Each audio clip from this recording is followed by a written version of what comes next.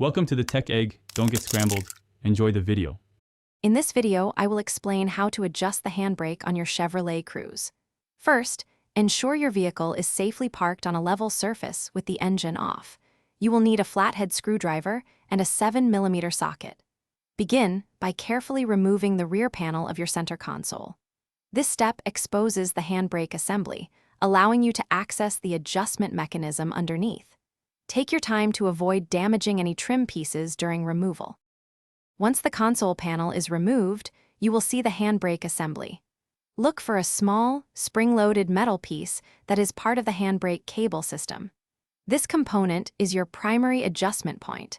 It's designed to allow for precise tightening or loosening of the parking brake cables.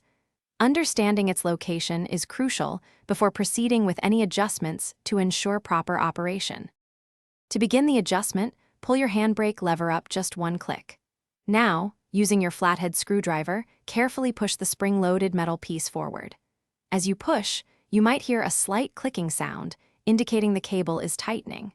Continue this process until the handbrake lever feels firm and engages fully within approximately 3 to 4 audible clicks when pulled up. This range is generally considered optimal for proper tension. After adjusting, fully release the handbrake lever. Then, raise the vehicle safely to test the rear wheels. With the handbrake engaged, try to turn each rear wheel. They should both be braked and offer equal resistance. If the tension is satisfactory, carefully reinstall the center console panel, ensuring all 7mm bolts are tightened and trim pieces are securely in place. Your handbrake should now operate effectively. Thanks for watching. Consider subscribing if I helped unscramble your problems.